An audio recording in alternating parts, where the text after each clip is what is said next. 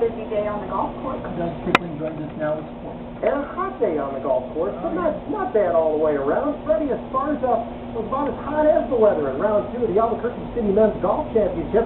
The New Mexico State grad bringing Los Altos Golf Course to its knees. Esparza, a solid round yesterday, going even better today, shooting a 63. Check this out. Nice long putt, just like Tim Maestas makes in the newsroom all the time. Safe par. Nicely done. Marcus Molina, the first round leader, an up and down day. Par on 18. Ends with a second round score of 69. Leaderboard to lead. And you see Esparza on top at 11 under par. Marcus Molina one shot back. Several other golfers in contention. The final round tomorrow at Los Altos. On the PGA Tour, Tiger Woods letting his temper get the best of him at the AT&T National outside Washington. No such problems for Stuart Appleby. Even good in the neighborhood. 2 under par 68 to take a 2-shot lead heading into tomorrow's final round. You can see it right here on KRC News 13. So the tour and experience playing a major this weekend.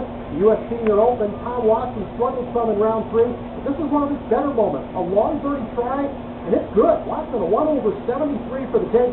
Still good enough to lead by 3 shots over Lauren Roberts.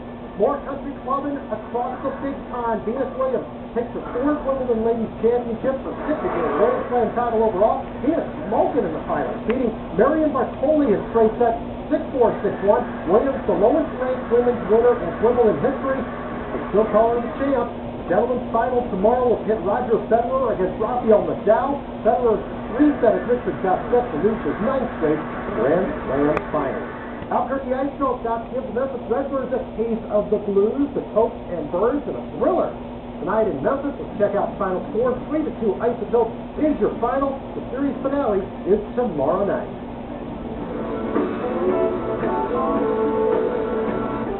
Some sweet sounds as the Duke City gets ready to host the AAA All-Star Game. A week's worth of fun kicking off with the AAA Fan Fest at the Convention Center today. A chance for fans to check out baseball memorabilia, toss around a baseball, see you right, and even a few hats in the batting cage.